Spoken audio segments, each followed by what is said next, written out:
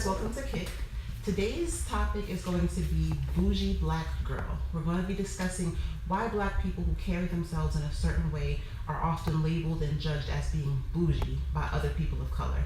I am your co-host, Crystal. And I'm your co-host, Nadia, and we have our guest, Erica. Greetings and peace. Hello. And so let's start the conversation by defining, what do you guys think is being bougie? What does bougie mean? Well, I think bougie is a label. If you're wearing Gucci, Prada, Fendi, Louis, I think you're considered bougie before you even speak to a person, before a person even knows who you are. I think that's what I think bougie is. They label you because of what you have on or how you carry yourself. I agree. I think people base it on how they see you aesthetically, without even knowing who you are. However, bougie comes from bourgeoisie, which is a class of people that originated in Europe, who believed that they were better than other people, and put themselves in a higher class than other people. So it's still based on the same premise, but it's a whole different other philosophy in how we do in society today. Right. And some people do hold themselves as being bougie because they think they are better than other people.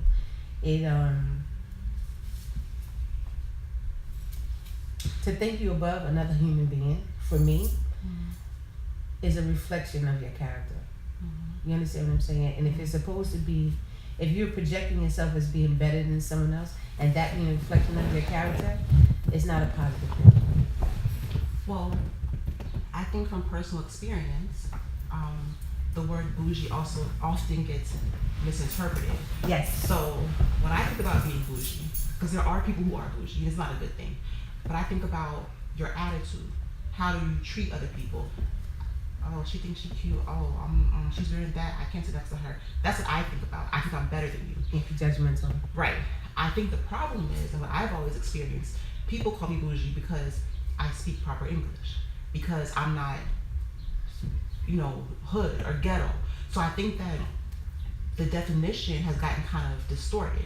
If you're calling someone bougie because how they act or how they treat other people or they think they're better, then that's accurate. But to call someone bougie because they have class and because they like nice things and they dress a certain way or shop at a certain store, or because they're educated and speak well, I think that's where the problem comes in. People used to know when to use the word and when not to use the word. Being educated and intelligent and well-spoken does not equal being bougie. Right, and they're characterizing you because you shop at Macy's or Bloomingdale's or Saks Fifth Avenue. They're judging you based on those things. And that's not a good reason to label you as bougie. You're walking out with your red bottoms. That's not a good reason to label you as bougie either. You have to get to know a person. I'm walking out of my red bottoms, and I could be the most ghettoest person in the world. Absolutely. You cannot buy class. Exactly. How do you define ghetto? Because the origin of ghetto is a community that helps sustain itself. So when we talking ghetto, I kind of identify with what you're talking about.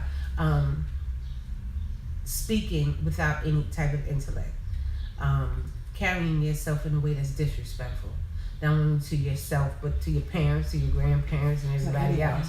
Not holding yourself to a standard, and not just the standard that society puts out there for you, but a standard of some level of respect just for yourself. So I can dig it. I can totally dig that. I think also people associate class with bougie, being bougie. If you have a function and it's really, really nice and you spend a lot of money on it, she's bougie. To me, that's jealousy. Because I feel like if you're confident in who you are, don't worry about what I'm doing. If I'm confident in who I am and what I'm wearing, and my clothes came from Old Navy, but I see you in a dress from Nordstrom's, I can still be cute in my Old Navy. So I have no reason to call you bougie because you're wearing Nordstrom, I'm wearing Old Navy. So to me, and I find this comes a lot from Black women to Black women. Oh, she thinks she's cute. No, boo, you think I'm cute.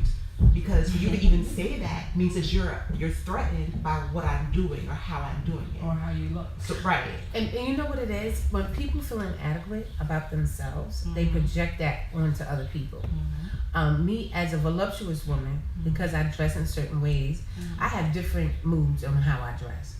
And the way that, and kind of like the whole group of women that I hang out with. And if you see the looks that we get from other sisters, okay, we ain't talking about anyone else, we talking about from our sisters, they will turn their nose up at you. And it's all right, because as soon as I say greetings and peace, all of that comes down. You dig what I'm saying? You blackify yourself by saying exactly. that. When I say greetings and peace, or peace, sister, you look nice, then it's a whole different vibration. But then you're really feeding into people's inadequacies about the inadequacies about themselves. You understand what I'm saying? It's like you have to stroke them in order for them to realize that it's really not that serious. Right. And then the whole thing with the, if you speak with any type of intelligence, then you're acting white. My whole life. Why you talk white? How you talk a color? Please let me know. Exactly. Right. And not only that, you talk. First of all, we have to know where intelligence comes from and how it's even rated. How they even came up with the IQ test and all that. If you're gonna rate intelligence, you dig what I'm saying? But because I talk with confidence and I talk with intelligence, then that means that I'm talking white. So what are you saying? That everything is white is right? And if it's intelligent, it's white. If it's stupid, exactly. It's black. And that's the stereotype. The whole stereotype and the judgmental behavior, all of that is rooted out of ignorance. You dig what I'm saying? I'm gonna label you a person that's bougie because you hold yourself to a certain standard. But we also have to realize where that comes from. We have to realize where that comes from. And that comes from us holding Europeans at a higher standard, right? And emulating or assimilating to what's put out there. You dig what I'm saying? So that whole bourgeoisie, all those labels, all of that comes from that. And we have to be conscious of that, because if we're not, then we're teaching our children who's going to teach their children, and who's going to teach their children the same thing. And the reality is to be intelligent has nothing to do with someone's ethnicity or their skin color. It has nothing to do with that. It has to do with them just being intelligent, respected. And maybe aspire to that, but don't assimilate to what someone tells you is, correct, and then demonize other people because they assimilate to that standard. Well, I think too, like for example, I think you said it's kind of like almost you're insulting your own people because it's saying that if I'm black, I'm not supposed to know how to read a book or how to speak English. Why would you insult yourself by saying that? Me growing up my whole life, I was born in New York and I moved down south at a young age. So when I moved down south, I had a really proper accent. It's a New York accent, whatever you want to call it. They call that proper. Proper. Right. So you speak so proper. She a city girl. Right. I'm like, no, I just speak proper, correct English, and you don't. I wasn't saying y'all and ain't, and you know what I'm saying? So my whole life I've heard, why do you talk like that? Why you talk white? Why you talk white? And it used to make me so mad. And I even had a friend who used to always call me Bougie. And I said to her one day, why do you always call me that? Because to me that's insulting. I know my character, who I'm as a person. I'm not at all bougie or stuck up. And she's like, well, cause you always like to shop at Macy's, and I'm like, so you're judging, calling me bougie? 'Cause I see a lot of hood rats at Macy's. I mean, so what are you saying? And like you said at earlier, the friends and family sale, 25%. at the clearance rack. At the clearance rack. So I mean, my thing is this: you should not lower yourself for anybody. If you're a confident, well-spoken woman, educated, I should not have to dumb myself down to prove to you that I'm black. Because when I go out in the street, they see me as black, so they see you. And they don't say, oh, there's a black girl with a degree. They say, there's a black girl, a dark-skinned black girl, period. So I'm not going to dumb myself down for anybody. If you're insecure, then go read a book. Go upgrade yourself. But I'm not going to lower myself to meet your standards of what you think blackness is supposed to be. Yeah, well, when you come from a foundation of where, we at one point we were not allowed to read, as the point that you brought up earlier. Right. We were not allowed to read, and if you showed any sign of intelligence, you were killed or you were made an example of by being beaten to this close to death because you were intelligent. You know, so sometimes we have to look at the origins of why people do the things that they do. But it's a choice to be ignorant in this day and time of technology. You understand what I'm saying? I'm not saying everything you Google is going to be correct, but if you want to project yourself as a person of low class and not having any type of intelligence, that's a choice. Unless you have a learning disability. You dig what I'm saying? And sometimes that's all people know. They don't know anything different because of how they were brought up or how they were raised or where they grew up at. That's what they know. They comfortable and they complacency. Right. Their parents are a certain way, and that Yes. their parents, Yes. And if your parents are like that, you don't know anything different. If you're gonna go out and get in trouble, and your parent is always taking your side, talking about they know that your kid didn't do this, or I know my child didn't do this, they'll never want to listen to the other person's story, or you're gonna always But at the same point, the parents have a lot to do with it also. Oh, definitely. Your child learning is very important. But you can only use that excuse for so long. As an adult, you have a choice to make. Yes, I went through this as a child. Now I'm an adult. Am I going to continue the cycle, or am I going to be the one that says, you know what? Yeah, I grew up like this, but I want better for myself. What can I do to get better for myself? But what choice do they have if that's all they know? That's all you're choosing to know. I mean, but if that's all you're exposed to. If that's all you're exposed to, you don't know anything else. You don't even know where to begin to try to do something different. You don't know. Unless you're around a different group of people that's doing something different, then maybe that might inspire you. But as far as that being all you know, you're gonna be lost. You're not gonna know where to start, and you're gonna be that person that's on the corner, that person that's in and out of jail, that person that can't keep a job, or because these things are all you know. This person that's always loud and obnoxious and everything. That's because this is what you know. But at what point do you take responsibility for yourself and stop blaming it on mama and daddy? Say, okay, yeah, this happened, but I'm an adult now. It's up to me. At what point do you stop the blame game and say it's up to me now to do what I need to do? But even in doing that, it takes time to be unconditioned, just like it took time for you to be conditioned. You dig what I'm saying? You have to unlearn certain behaviors. You understand? And it's not easy, and it takes a while for you to do that. But also too, with technology, right? I'm gonna keep on going back to that. Like Crystal said, you know, you don't have an excuse because the information is out there. However, you have to have the support of the people that child reared you, the people that gave birth to you, whoever your support system is, whoever is your guardian or your parent, whoever you're being raised by. A lot of your behavior comes from that.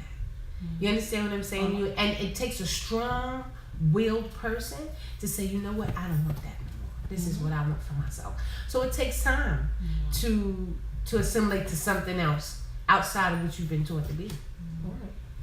So you, Erica, being someone who I know is very well versed in Black history, things like that, what do you think is the reason for, you know, Black people saying, when I see an educated Black person doing well for themselves, can speak well, you know. What does speaking well mean?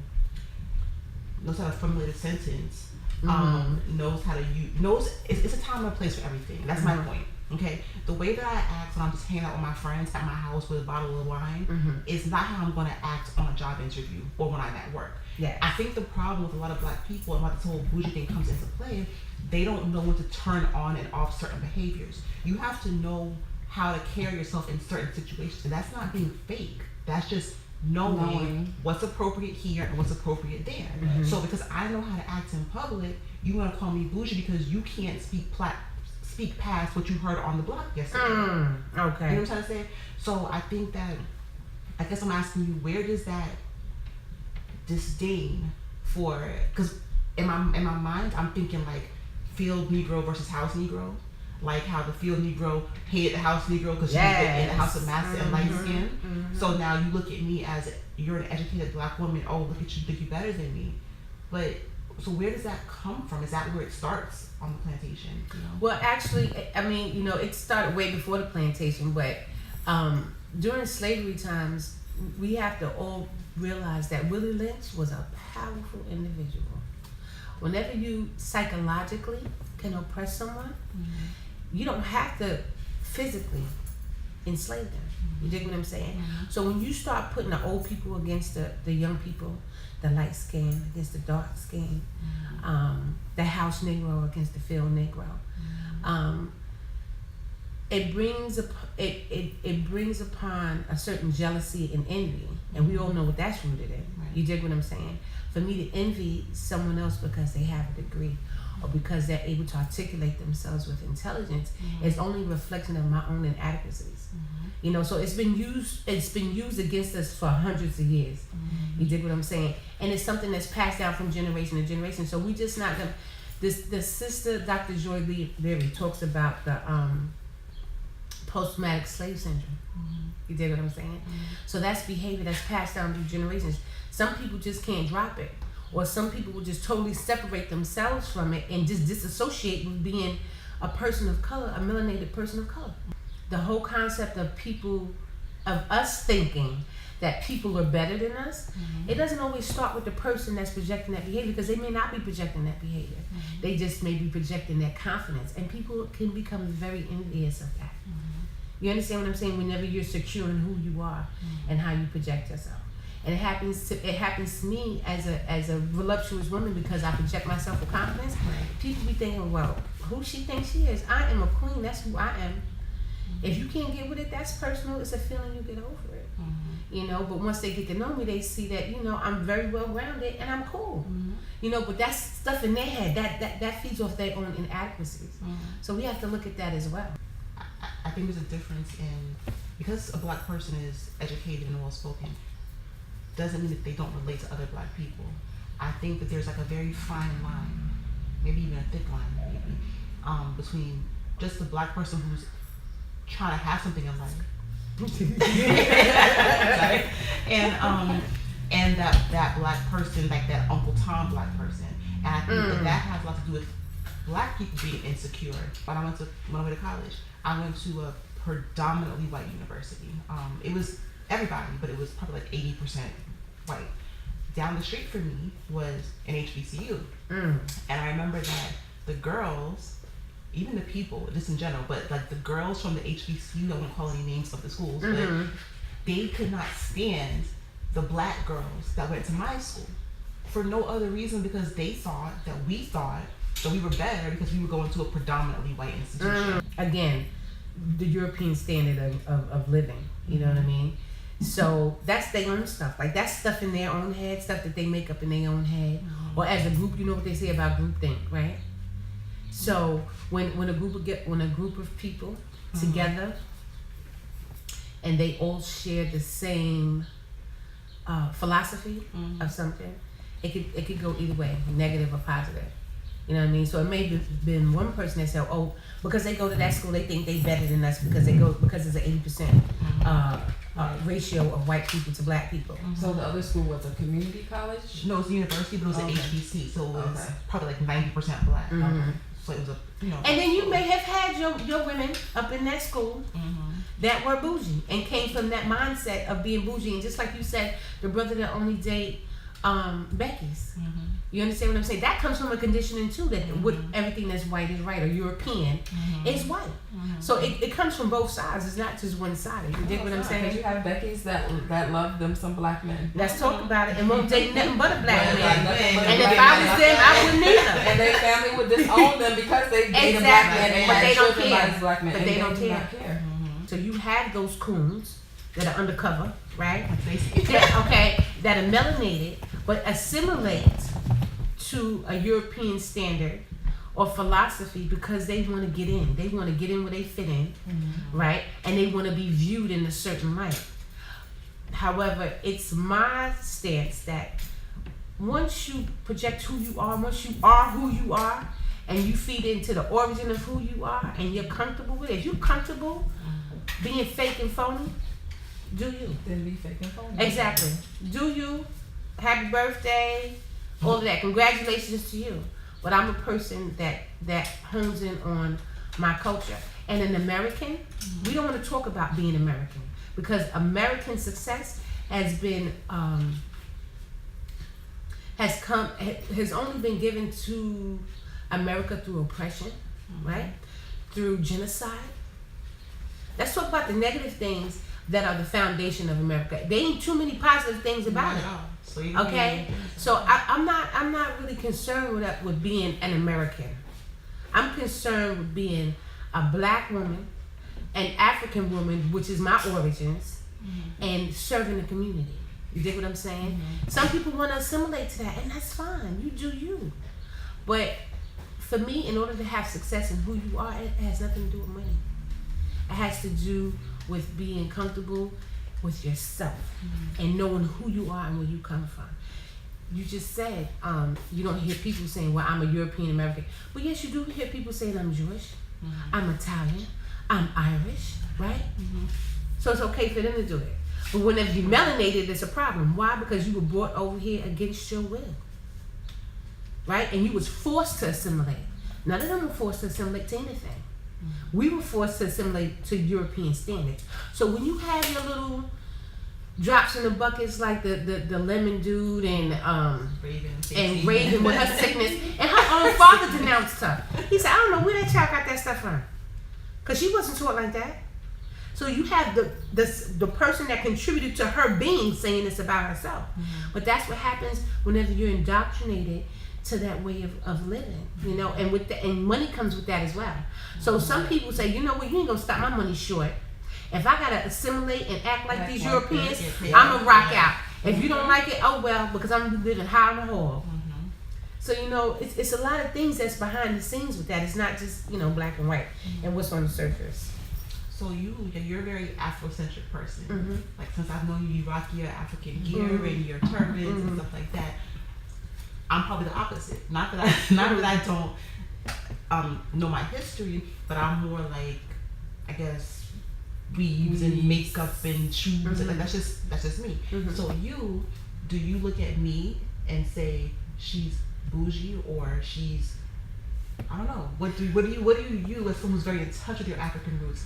Do you think that it makes me less in touch with my African roots because I might get a weave in my hair this week, or because I might want to wear, you know, red bottoms and your aesthetics don't really define who you are. For some people it does. For some people it does, right? But they have to drive a BMW. Exactly. They have to drive a BMW. Exactly. And you know you can't afford it. You're sleeping on somebody's couch. Exactly. And can I say something? I was that person that was into the aesthetics. I really fed into materialism, big time. But once I realized it was a bigger picture, and it really wasn't about how many pairs of shoes I have, the labels on my back. When I realized that wasn't that important, that's when the consciousness of who I was came into play. And I try not to judge people. I really try hard not to judge people because I don't want no one judging me. But because you find things or you choose to carry yourself in a certain way, I've never seen you act bougie, not towards me, right? So I can't make that judgment. I can't make that assessment. You dig what I'm saying? And when people pass judgment on you just based on your appearance, that's, like I said, that's their own inadequacies that they're feeding into.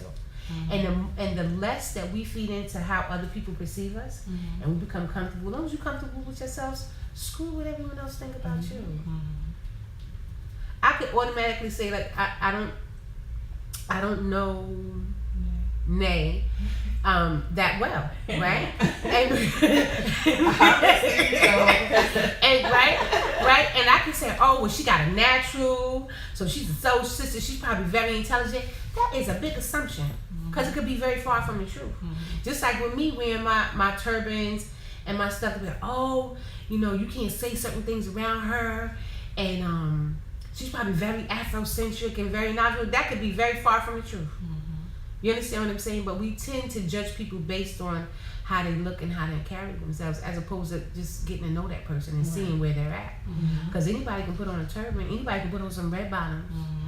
Well, not me. I'm not wearing no red bottoms because them heels are a bit too much for me. But you know, it's beneath the surface, just like the whole thing. By you saying that, to Crystal, I think sometimes Crystal come off as judgment. Sometimes I think you do come off as judgmental, and I know I every time that I feel you're doing that, I express it. Yeah, I express it to you because it seems like every time it has something to do with me. I know, like I've told you that I think you're sheltered. And it seems like every time, like me and her, like totally different. We are so different. I can be around all types of people, and I can adjust. And it's like Crystal. When I invite her out with us, like we go out, we have fun. We have fun. It's like nobody's gonna get shot. Like, and she has this perception, like if she comes out with me, like she's gonna die. Like, yes, she does. She does. And it's always that.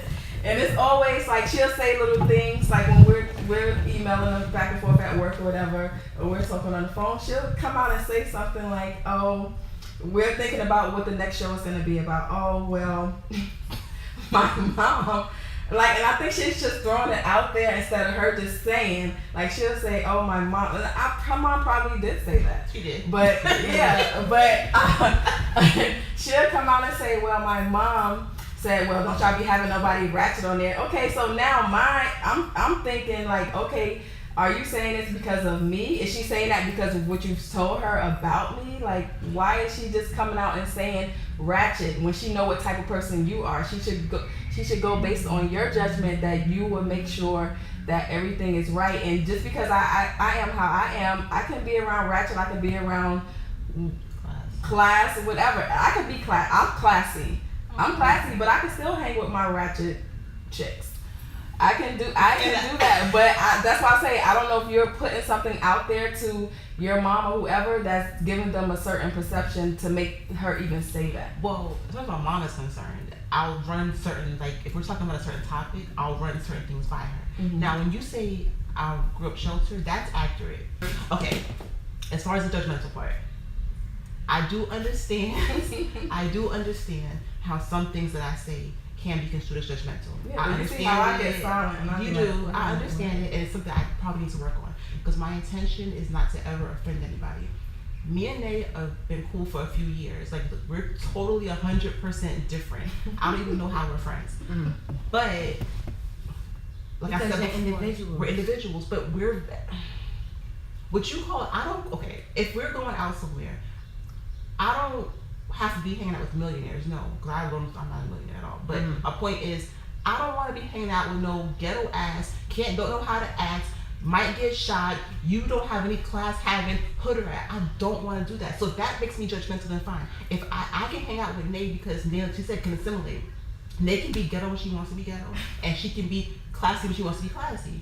But if you're someone who doesn't know how to act, I can't take you nowhere. You have no class. You ain't about shit in life but getting high and pumping out babies and standing on the corner. No, I'm not hanging out with you. And if you want to call that being bougie, then fine, call it being bougie. I'm not about that life. It's not being bougie. It's being judgmental because you're judging them because they want to. This is what they choose to do. If they want to pop out babies, they want to pop pills, they want to do whatever they do. But that's what they do. You're being judgmental. That does not mean that they don't know how to go out and act like a normal person. And some people, I don't really hang out with people that like to pop Molly, but I hang out. I said I don't like to hang out with people like that. I'm not saying that I don't, but that doesn't mean I have to assimilate to their behavior. You want to do, you rock out. I'm not hanging with those kind of people, but I also hang out with people that's very different than me. Yeah. Two of my best friends are totally different than me. But I love them for who they are and I accept them for who they are and the purpose that they serve in my life. Right, but you had my point is that they didn't just become your best friend when y'all walked past each other. You at some point you had to hang out with this person, or at some point y'all had to link up to get to know this person, and then you found out how they were, and they turned to be your best friend. Yeah, that's what I'm saying to you is you have to get out and mingle and know people. You can't judge just based on what I'm telling you, or like you can't judge like that. Is passing judgment a part of the whole concept of what you're talking about? Like, being bougie. Yeah, it is. It's passing judgment on other individuals. But I don't call that passing judgment. I call that making a choice about what I will and won't accept into my life. I don't have a heaven or hell to put you in, so it's not my place to judge you as a human being. But I can say, you know what, Erica does X, Y, and Z. I'm not with that. That vibe is, I don't feel it, so I'm not going to hang out with Erica. Yeah. I'm not saying, oh my God, Erica, you're going to go to hell. But you took a minute to hang out with her to know that that's not what you want. Exactly. You didn't just walk by her on the street and be like, oh, she's wearing a turban. I would never hang out with her. You know, people look at me and say, oh, you're black, you're a member of a sorority, you're uppity, you know, things like that. I look at that as a good time. Like, to me, a good time is not, we can be turned up and still be safe. We can still be, I can't with this. So my point is, you don't have, my point is just, okay, the liquor's almost done. The wine's almost done. But do you feel uncomfortable with me when you come out to the certain events? No, not at all. Not at all. It's just vice versa. It's not at all. Yeah, because I could enjoy myself either way, but it's like, how can I put this? Like I said, I could just adjust to anything. But I think I adjust well. I think even if I complain, I don't know. I think when I come around you, I'm fine. I come to your house. People always in this girl's house. Our house is like everybody's in her house all the time. No, it's not. I'm around her friends. I'm fine. I'm cool with her husband. I'm fine. Her husband's birthday party, all his boys was there. We was all fine. Like, I'm fine. You make it seem like when I get around your friends and your family, that'd be like, no. I'm not saying as far as going. No, I'm sorry. I'm saying. Didn't it start off as you saying that the whole judgmental thing? Mm-hmm. And so where we at now with this? Because that's where it all started from. And the judgmental, I see how it kind of like played into what we was talking about because of the whole stereotypical, stereotypes and stuff like that. But how does it play into what we're talking about right now? Excuse me. I think it's a matter of determining what's judgmental and what's just different. I can have a difference of interest in whatever. It doesn't mean I'm judging you. We're just, me and Nate, we're so different. We're total opposites.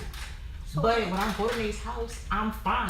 When I'm around her husband's birthday party, I was good. That was the first friend. Yeah, and so now you see that we are good. Like, that was your first time. That was your first time out. Now I think if I was to invite you out somewhere again, would you come? I think that you would. I don't want to be with somebody who I cannot take anywhere. Take anywhere, right? Like she says, when it comes to guys, I'm too judgmental. If you're my man, we gotta be able to go to a turn-up party. We should be able to go to a formal affair. If I can't take you anywhere, that's a problem to me. He was very uncomfortable. He went to Natalie's thing with us, and I mean, he was uncomfortable. I know that wasn't his thing, but he was there. I was fine with that. He was there. Right. So I mean, everything's not gonna be like that. I'm not gonna put him in a place to where he has to be uncomfortable every time. And you shouldn't. No. So the same thing goes for your friends. That's right. You shouldn't put. And I don't do that to you every time. When I'm inviting you somewhere, I'm inviting you because I know you will fit in. But you don't see it like that. Your first thing is, oh, this is a hood party, this is that. I'm inviting you because I know, and I shouldn't have to come out and tell you that. As your friend, you should just trust my judgment. Okay, that's all. I need it. That concludes the show today, and we want to thank Erica for coming. Thank you, Erica. Thank you for having me. You're welcome, and you guys remember to watch, like, subscribe, and share the video. And we'll see you guys next time for an all-new episode of Kick. Period.